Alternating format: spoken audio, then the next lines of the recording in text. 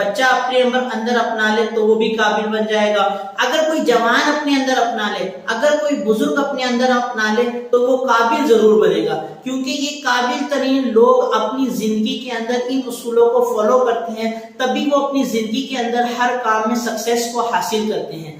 Number एक चीज ये है कि इल्म हासिल करें, जो काम कर रहे हैं उसका इल्म हासिल करें। जब आप उस चीज का इल्म हासिल करते हैं तो आप उस काम के अंदर महारत को पा लेते हैं, और महारत एक ऐसी चीज है जिस मंजिल के आप मुसाफिर बनते हैं, अगर आपको उस जगह उस रास्ते का पता हो, उसकी महारत हो कि यहाँ से गुजरना कैसे, तो आप अपनी मंजिल तक बआसानी पहुंच जाते हैं। इल्म भी एक ऐसी चीज है, जब आप इल्म हासिल करते हैं तो आपके पास उस चीज का इल्म होने की वजह से आप उस काम को बआसानी कर लेते हैं। इसको यूं समझें कि अगर आपको कहीं जाना हो रात के टाइम तो आप एक रोशनी को साथ लेके जाएंगे, आप उस रोशनी को अपने साथ रास्ते में रखेंगे ताकि आप रास्ता देख सके। तो इल्म भी एक रोशनी है, अगर आप कोई काम करते हैं उसका आपको इल्म है तो आप बआसानी अपनी मंजिल तक पहुंच जाएंगे, लेकिन अगर आपके पास इल्म नहीं है तो आप अंधेरे में खड़े हैं और आप अपनी मंजिल मकसूद तक नहीं पहुंच सकते। नंबर 2 जो काबिल लोगों के अंदर चीज पाई जाती है वो ये है कि वो जिस चीज का इल्म हासिल करते हैं उस पर अमल भी करते हैं, उस इल्म को अप्लाई भी करते हैं। जब वो अपने उस इल्म को अप्लाई करते हैं तो वो उस कामयाबी के मकसद तक पहुंच जाते हैं और उस कामयाबी को हासिल करते हैं। जो सक्सेस उनको चाहिए होती है वो उनको मिल जाती है, क्योंकि इंसान इल्म हासिल करने के बाद अगर उस पर अमल ना करे तो वो बेरूह होता है, यानी उसका जिस्म होता है, हाथ पांव सब कुछ होता है, लेकिन वो एक पुतला नुमा होता है कि उसके पास रूह नहीं है। वो इल्म तो रखता है कि इस काम को करना कैसे, लेकिन करता नहीं है, उसका इल्म रखने का कोई फायदा नहीं होता। इसलिए तो जब आप इल्म हासिल करें तो उसके ऊपर अमल भी करें। नंबर 3 चीज काबिल बनने की ये होती है, तीसरी चीज की, वो जब भी कोई काम करता है, यानी अपने आप अपने भलाई का कोई काम करता है जिससे उसको फायदा हासिल हो, वो दूसरों की भलाई का भी सोचता है। जब वो दूसरों की भलाई का सोचता है तो जो काम वो करना चाहता है, जिस काम में वो कामयाब होना चाहता है, वो उस काम में कामयाब भी होता है और लोगों के बीच उसकी एक इज्जत और एक वकार और एक मकाम भी बन जाता है। जैसे कि आपने देखा होगा कि अगर आपके इलाके में एक कुआं हो और आप उस कुएं से पानी हासिल करते हो, तो कोई भी अगर अहरा गहरा वहां पे आ जाए और उस कुएं के अंदर कचरा डालने लगे तो जो उस शहर के लोग हैं वो उस कुएं को गंदा नहीं करने देंगे, क्योंकि वो उसको बताएंगे, उसको डांटेंगे, समझाएंगे कि ये वो कुआं है जिससे हम सब पानी हासिल करते हैं, इस कुएं से हमें नफा मिलता है, इससे हमें फायदा हासिल होता है। तो जब भी आप किसी के लिए फायदेमंद बनते हैं, किसी को फायदा देने वाले बनते हैं, तो लोग आपकी इज्जत करते हैं और आपको उस चीज के ऊपर फायदा हासिल ये होता है कि आप लोगों के बीच में एक मकाम रखने वाले बन जाते हैं। जब एक कुएं को ये मकाम मिल सकता है कि वो पानी सबको मुहैया करे तो लोग उस कुएं को गंदा नहीं होने देते। तो जब आप लोगों के लिए फायदेमंद होते हैं तो लोग आपको भी गंदा नहीं होने देते। जैसे कि मैं आपको बताता हूँ, एक दफा का वाकया है कि एक दफा मालिक बिन अदहम, इनके बारे में आता है कि वो बादशाह हैं जो ऐसे बादशाह गुजरे हैं कि ये अपने वक्त के अंदर इनके जैसा बादशाह नहीं था। ये वो बादशाह थे कि जब ये सोते थे, जिस बेड पे ये सोते थे, उस बेड के ऊपर 2.5 मन फूलों की पत्तियां बिछाई जाती थी। 2.5 मन मतलब 100 किलो फूलों की पत्तियां बिछाई जाती थी, फिर ये उस बेड पे सोते थे। तो एक दफा हुआ ये कि वो जो खादमा जो बेड के ऊपर वो पत्तियां बिछाया करती थी फूलों की, उसने कहा कि आज मैं इस बेड के ऊपर थोड़ा सा लेट के देखती हूँ कि इस फूलों पे कैसा मजा आता है, इस फूलों पे क्या लगता है, कि कैसा महसूस होता है कि जब बंदा फूलों के ऊपर लेटता है। अब वो खादमा ने लेटने की गुस्ताखी की, जैसे ही वो लेटी, वो थकी हुई थी दिन भर की, तो उसको नींद आ गई। अब उसकी आंख कब खुलती है, जब मालिक बिन अदहम के लोग आते हैं और उसको कोड़ा मारते हैं, अब उसकी आंख खुलती है। अब वो देखती है कि सारी पंचायत खड़ी है और इस बात पे हैरान है कि इस खादमा ने बादशाह की शान में गुस्ताखी की और उसके बेड के ऊपर फूलों के ऊपर सो गई। तो उसको हुक्म देता है बादशाह कि भाई आप इसको कोड़े लगाओ। तो जो कोड़े लगाने वाला होता है उसको एक कोड़ा मारता है, दूसरा मारता है, वो रोने लगती है, तीसरा मारता है तो वो हंसने लग जाती है। मालिक बिन अदहम कहते हैं कि छोड़ दो, जाने दो। اس کے پاس جاتے ہیں, اس کو کہتے ہیں کہ یہ بتا مجھے کہ تو کیوں ہنس رہی تھی. تو وہ کہتی ہے کہ حضور بات یہ ہے کہ میں سو گئی, میں نے آپ کی شان میں گستاخی کی, تو آپ نے مجھے حکم دیا کہ اس کو مارا جائے, تو انہوں نے مجھے کوڑے مارنا شروع کرے, یہ جسم میں تکلیف ہوئی تو آنسو نکل آئے. تو مالک بن ادم کہتے ہیں کہ میں یہ نہیں پوچھ رہا کہ تجھے آنسو کیوں نکلے, میں یہ پوچھ رہا ہوں کہ تو ہنسی کس بات پہ. تو اس نے کہا بادشاہ سلامت, جب اس نے مجھے کوڑے مارے, مجھے تکلیف ہوئی, مجھے رونا آیا, تو پھر میرے ذہن میں ایک بات آیا کہ میں نے تو ایک دفعہ گستاخی کیا آپ کی, تو مجھے اتنے پڑ رہے ہیں, جو اس بیڈ پہ اتنے سالوں سے سو رہا ہے اور مولا کی اتنی گستاخیاں کر رہا ہے, اس کو کتنے پڑیں گے. بس اس بات نے مجھے ہنسا دیا. یہ وہ بات تھی جس نے مالک بن ادہم کے دل پر چوٹ کری, اور آپ نے کہا کہ آج کے بعد میں یہ بادشاہ نہیں کروں گا.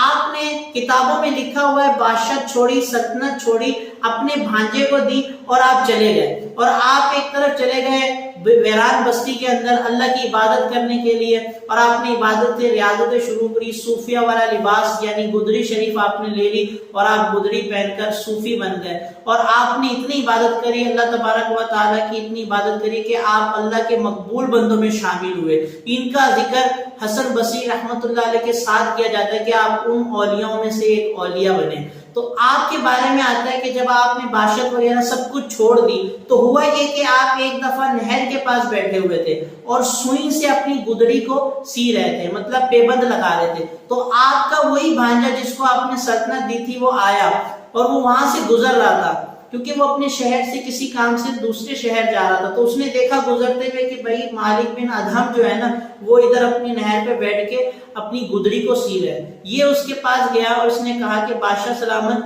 آپ نے بادشاہت چھوڑی, تخت و تاج چھوڑا, آپ کو کیا ملا؟ آج بھی بادشاہت آپ کا انتظار کر رہی ہے, آپ کا تخت آپ کا انتظار کر رہا ہے, آؤ اور آپ اپنے تخت پر بیٹھو. تو مالک بن ادہم کہتے ہیں کہ جو چیز میں نے چھوڑ دی وہ چھوڑ دی, اب مجھے ضرورت نہیں ہے, بس میری یہی زندگی ہے, مجھے یہی پسند ہے. تو انہوں نے کہا کہ ایک بات بتاؤ, آپ کو ملا کیا چھوڑ کے؟ مالک بن ادہم جس سوئی سے پیبند لگا رہے تھے, اس سوئی کو اس نہر میں ڈال دیا, اور پھر حکم دیا مچھلیوں کو کہ اے میری سوئی لے کے آؤ. کہا کہ مچھلیوں میری سوئی لے کے آؤ. تاریخ میں یہ بات لکھی گئی ہے کہ ہزاروں مچھلیاں اپنے منہ میں سونے اور چاندی کی سوئی لے کے اوپر آئی. جب وہ اوپر آئے تو آپ نے کہا ابھی تو میں چھوڑ کے آیا ہوں سونے اور چاندی کو, ابھی تو دنیا کو میں چھوڑ کے آیا ہوں, پھر سے یہی چیز لے کے آ گئی, میری سوئی لے کے آؤ.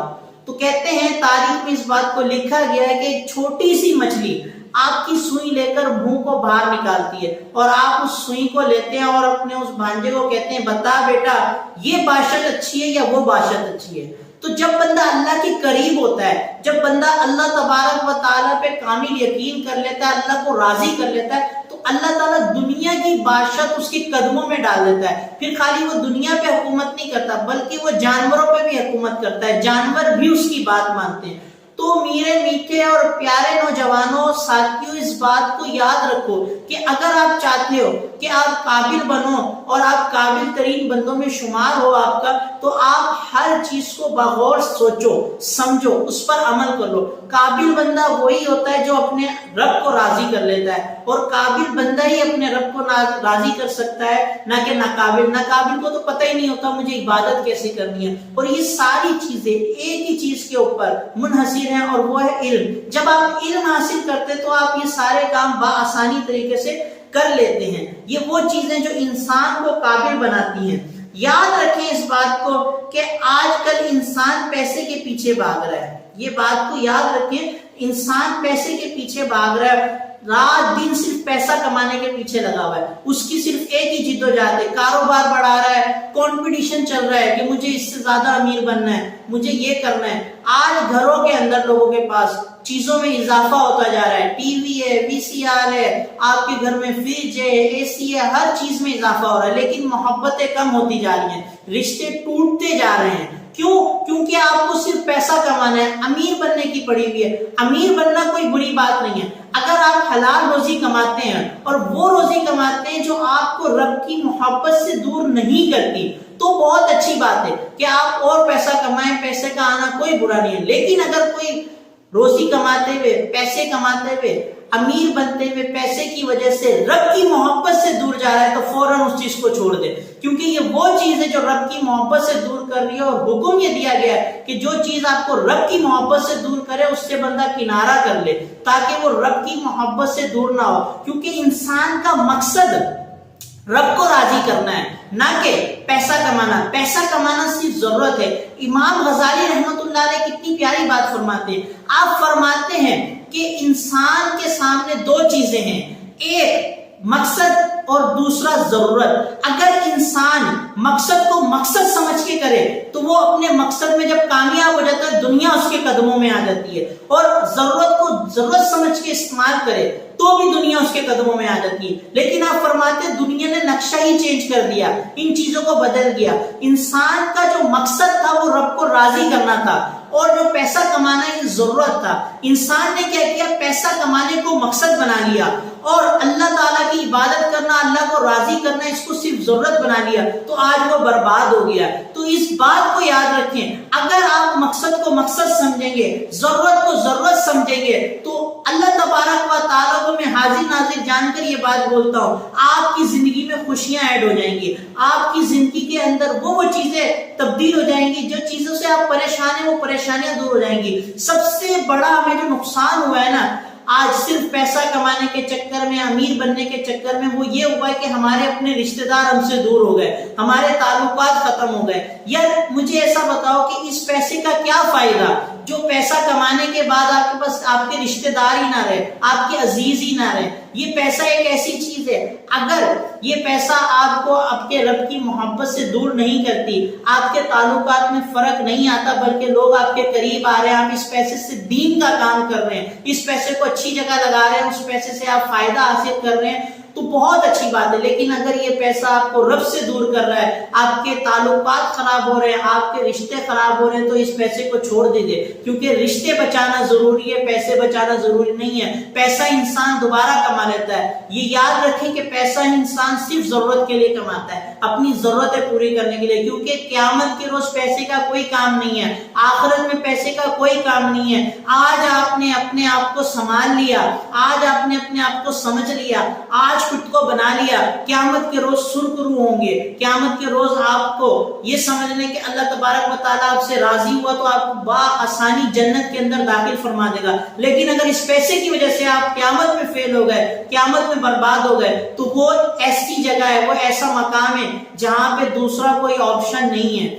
تو آپ اپنے آپ کو سنبھالیں، پیسے کی نحوست سے بچیں، پیسہ کمائیں، اتنا کمائیں جو آپ کو رب کی محبت سے دور نہ کریں۔ اللہ نے چاہا پھر ملیں گے۔ السلام علیکم ورحمۃ اللہ وبرکاتہ۔